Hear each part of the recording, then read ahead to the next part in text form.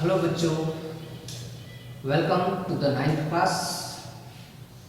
And as all we know that we have been promoted from 8th to 9th, that means to the secondary education. Secondary education, that means a turning point of our life. Secondary education, that means a turning point of our life from where we have to change our study pattern. We have to change our daily routine, because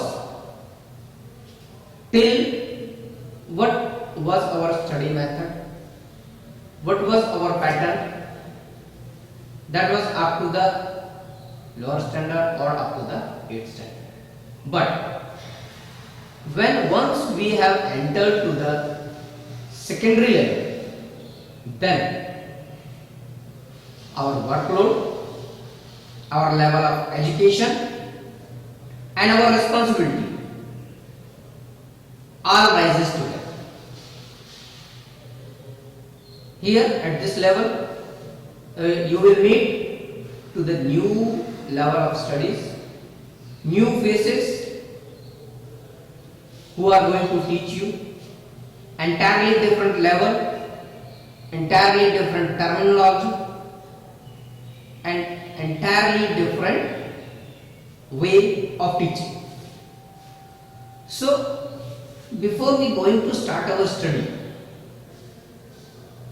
इससे पहले कि हम अपनी secondary level की studies को start करें, हमें अपने ब्रेन में ये बिल्कुल सेटअप कर लेना है कि हमें बिल्कुल डिफरेंट वे में और ज्यादा मेहनत के साथ, और ज्यादा अप्रोच के साथ, और ज्यादा पॉजिटिविटी एंड और ज्यादा एनर्जी के साथ अपनी स्टडीज शुरू करें. 9th क्लास में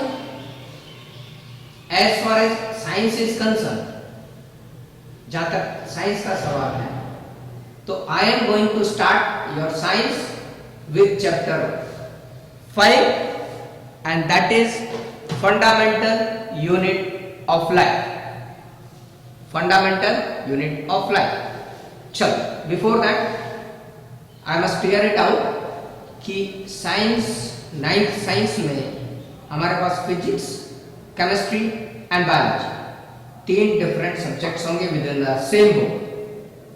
So this is biological portion. ये बायोलॉजी का पोर्शन है जहां हम बायोलॉजी स्टार्ट कर रहे हैं बेसिक चैप्टर से, and that is fundamental unit of life. Fundamental means basic, जिसकी सबसे ज्यादा रिक्वायरमेंट है. Without that existence is not possible, जिसके बिना अस्तित्व ही नहीं है. फंडामेंटल मीन्स ऐसी मूलभूत इकाई, ऐसी basic unit, without that life is not possible, and that is cell. Such a unit without which life is not possible, जिसके बिना जीवन है ही नहीं. ये जीवन के लिए जिस फंडामेंटल यूनिट की रिक्वायरमेंट है, दैट इज सेल. सेल के बारे में पहले भी हमने स्टडी की होगी, सेल की स्टडीज पहले भी की होगी, बेसिक नॉलेज हमें मालूम भी होगी, बट यहाँ पर हम थोड़ा सा इलैबोरेट करेंगे सेल को, सेल के स्ट्रक्चर, सेल के पार्ट्स, सेल से रिलेटेड बहुत सारे अजम्पशंस, थ्योरीज, डिस्कवरीज, सारी चीजें 1 by 1 रिलेट करें. So first of all, cell है क्या? What is the cell? Cell is the structural and functional unit of life. Cell is the structural and functional unit of life. देखो, what is structural and what is functional. Science is the study of conceptual based understanding. Science जब तक हमारे concept clear नहीं होंगे, क्या लिखा है उसका मीनिंग क्या है, तब तक हम साइंस को अच्छे लेवल पर नहीं समझ सकते। इसलिए from the beginning we should clear out about each and every word. Cell की डेफिनेशन तो हमने पढ़ ली, that cell is the structural and functional unit of life. But what is structural and what is functional? Structure किसी भी चीज का framework, किसी भी चीज की फॉर्मेशन या किसी भी चीज का स्ट्रक्चर। एक डेफिनेट शेप, साइज और डिफरेंट फीचर्स किसी भी चीज में होते हैं, उससे हम डिसाइड करते हैं कि उसका स्ट्रक्चर है। ठीक, तो basic shape, size and specific features, those included in the structure. कैसे बनी है, how it is form. So the formation and structure come into the structure. क्यों? क्योंकि cell is the fundamental unit, ठीक, बेसिक यूनिट है, और जो structure यहाँ सेल की होगी ऑलमोस्ट वही ऑर्गन्स, सेल के वही पार्ट्स, मोर और लेस बाकी सारे बॉडी में पूरे टिश्यूज लेवल पर होने चाहिए और होते हैं। ठीक, तो पूरे बॉडी की ओरिजिन, उसका base, structural base is cell. दूसरा फंक्शनल मींस वर्किंग।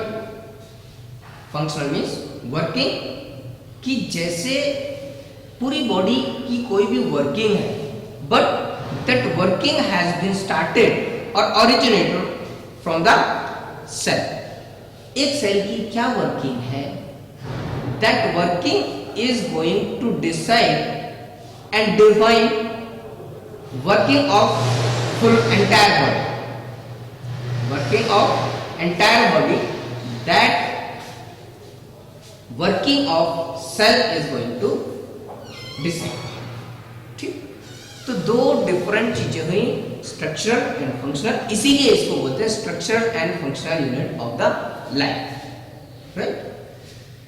अब सेल की डेफिनेशन तो क्लियर हो गई, व्हाट इज द सेल हमें वो भी क्लियर हो गया। सेल से रिलेटेड कुछ डिस्कवरीज, सेल से रिलेटेड कुछ बेसिक डिस्कवरीज हैं जो हमें 9th स्टैंडर्ड में आकर के पता होना चाहिए। So first of all, cell itself was discovered by Robert Hooke in 1665। Cell को first of all Robert Hooke ने 1665 में डिस्कवर किया था, बट दैट सेल जिसको उन्होंने डिस्कवर किया था, that cell was obtained from a cork cambium. That means वो एक डेड सेल थी, that was not alive. Robert Hooke 1665 में जो सेल डिस्कवर की, that was dead cell. After that Antony von Leeuwenhoek, A.V. Leeuwenhoek, इन्होंने living cell को first of all observe किया under his own microscope. अपने खुद के माइक्रोस्कोप में इन्होंने एक लिविंग सेल को ऑब्जर्व किया, राइट।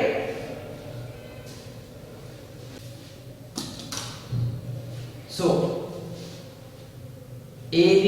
ल्यूवेनहोक ने लिविंग सेल 1674 में डिस्कवर की, और इन्होंने ये सेल ऑब्टेन की from the pond water. He observe drops of the pond water, analyse that, और बाद में हमें पता लगा कि इसमें सेल्स हैं जिसमें मूवमेंट भी है, जिसमें लाइफ एक्टिविटी भी है। तो living cell first of all discovered by Antony von Leeuwenhoek. Nucleus discovered by, यानी सेल का न्यूक्लियस। अभी जब हम सेल की स्ट्रक्चर पढ़ेंगे, then we will come to know about what is nucleus. अभी सिर्फ आपको इतना पता रखना है, सेल के सेंटर में एक पार्ट होता है, that is the brain of cell, जो सेल की सारी एक्टिविटीज को गवर्न करता है, रेगुलेट करता है, दैट इज न्यूक्लियस। और न्यूक्लियस की discovery was done by Robert brown in 1831। After that protoplasm. ये सारे वर्ड्स वन बाय वन हम पढ़ेंगे, आफ्टरवर्ड्स इनको स्टडी में लाएंगे क्या है ये प्रोटोप्लाज्म। आप मान के चलो राइट नाउ कि that is a fluid like structure present with in the cell. Cell के अंदर एक फ्लूइड लाइक स्ट्रक्चर होती है, उसको हम प्रोटोप्लाज्म, ठीक। तो that was discovered by Purkinje। In fact, the term protoplasm was coined by Purkinje in 1839। अब सेल क्या है, सेल की क्या वर्किंग है, इससे रिलेटेड एक थ्योरी दी थी, उसको बोलते हैं सेल थ्योरी। एक थ्योरी रिप्रेजेंट की थी Matthias Schleiden and Theodor Schwann. Schleiden and Schwann ने एक थ्योरी रिप्रेजेंट की थी 1838-39। 1838 में स्लीडन ने एंड 1839 में स्वान ने, इन्होंने एक थ्योरी रिप्रेजेंट की थी regarding the cell. What was the cell theory, that we will discuss later on. After that this cell theory was modified. Schleiden and Schwann ने जो थ्योरी रिप्रेजेंट की थी, this cell theory was modified after some time or expanded that by Rudolf Virchow। Rudolf Virchow 1855 में इन्होंने original cell theory जो स्लीडन and Schwann ने represent की थी, उसमें कुछ एडिशन किए, कुछ मैनिपुलेशन किए, ठीक। So this was about some of the discoveries of cell and definition of the cell। Now what was the cell theory, what are the different parts of the cell, and the rest of the study we should start। So now come over to cell theory। cell की definition is clear। now come over to cell theory. Cell theory क्या है कि cell से related further extension,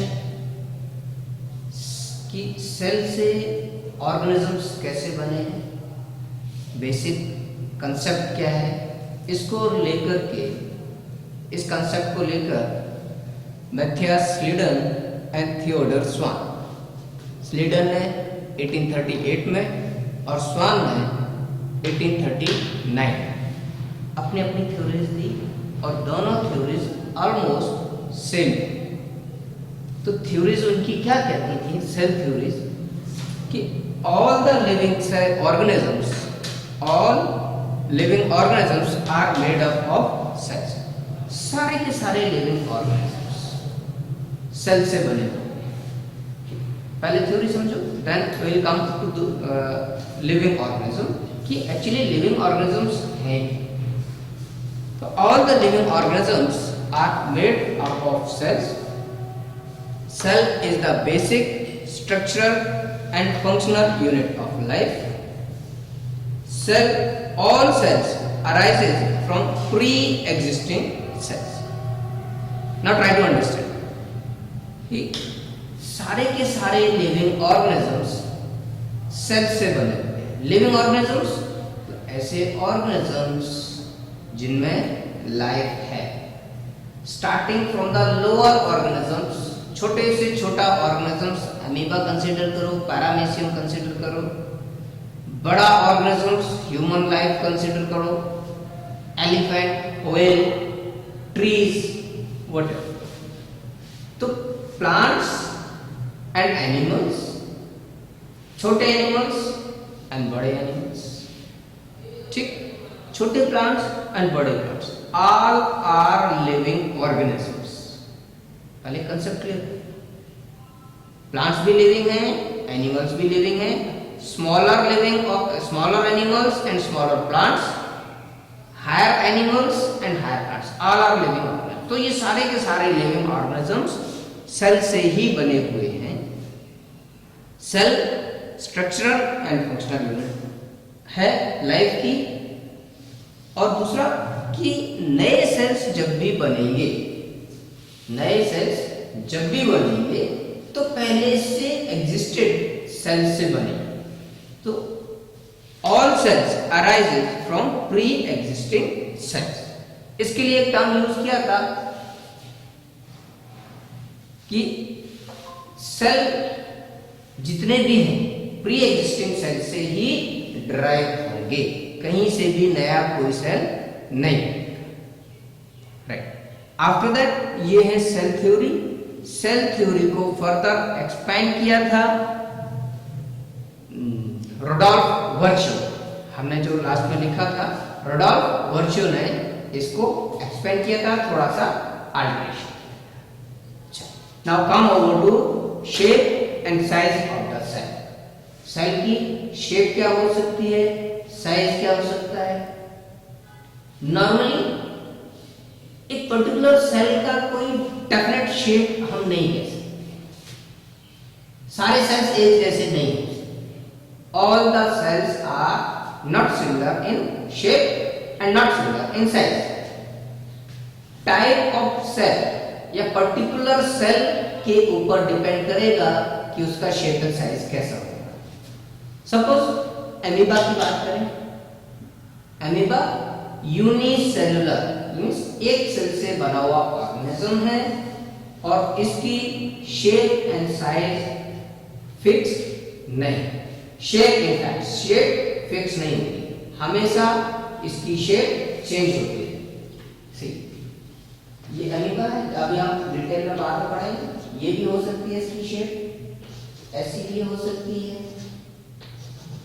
तो not a fixed shape, एक fixed shape cell की नहीं होगी। That is in case of amoeba. Oval shape, Oval shape ovum में होगा। Ovum means egg. Most of the eggs हमने ओवल शेप में देखे, ठीक है। तो ओवल शेप ओवम होगा। ऐसे ही in the same way cuboidal भी होते हैं, राउंड सेल्स भी होते हैं, लॉन्ग भी होते हैं, इलोंगेटेड भी होते हैं, डिफरेंट टाइप के होते हैं। Thread cell, thread like structures भी होते हैं।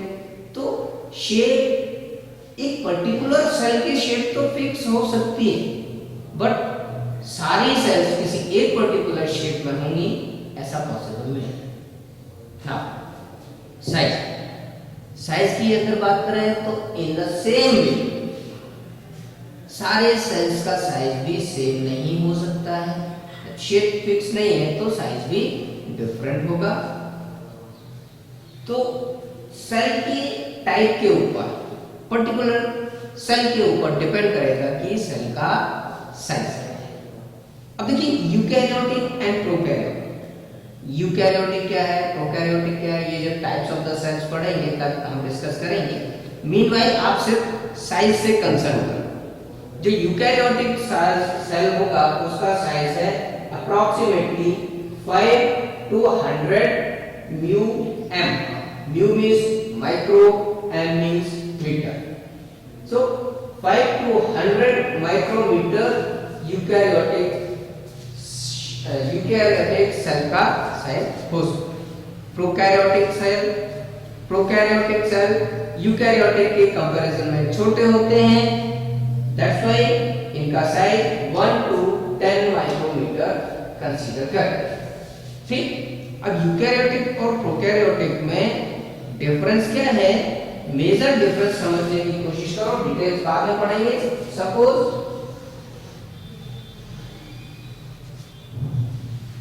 ये एक सेल है। सेल में अगर न्यूक्लियस वेल डिफाइंड है, न्यूक्लियस बना हुआ है, न्यूक्लियस किसी भी सेल में है, that means it is eukaryotic cell. और न्यूक्लियस बहुत अच्छे से डेवलप नहीं है, जस्ट न्यूक्लियर मटेरियल है, तो ये होगी प्रोकैरियोटिक, राइट। तो यूकैरियोटिक और प्रोकैरियोटिक में अभी हम सिर्फ इतना ही डिफरेंस समझते हैं। यूकैरियोटिक में वेल डिफाइंड न्यूक्लियस होगा और प्रोकैरियोटिक में वेल डिफाइंड न्यूक्लियस नहीं होगा। साइज यूकैरियोटिक सेल में बड़ा होगा और प्रोकैरियोटिक का 1 to 10 माइक्रोमीटर के अप्रोक्सीमेट कंसीडर करें। अब स्मॉलर सेल की बात करें तो स्मॉलर सेल माइकोप्लाज्मा एक ऑर्गेनिज्म है, माइकोप्लाज्मा पीपीएलओ भी बोलते हैं। तो माइकोप्लाज्मा और पीपीएलओ इनका साइज सबसे छोटा होगा। लार्जेस्ट सेल की बात करें देन ऑस्ट्रिच एग। एग एक सिंगल सेल स्ट्रक्चर है, पहले भी हमने डिस्कस किया था कि सेल एक सिंगल सेल का स्ट्रक्चर होता है। एग में मल्टीपल सेल नहीं होंगे, एग एक ही सेल है। तो ऑस्ट्रिच का एग सबसे बड़ा सेल है और longest cell, longest means length wise, ये साइज वाइज और ये लेंथ वाइज। लेंथ वाइज अगर बात करें तो ह्यूमन बीइंग में, इंसानों में इनकी नर्व्स की सेल, ह्यूमन बीइंग की नर्व सेल की लेंथ 1 मीटर तक भी हो सकती है, ठीक। That is the human beings nerve cell, that is lungs, right.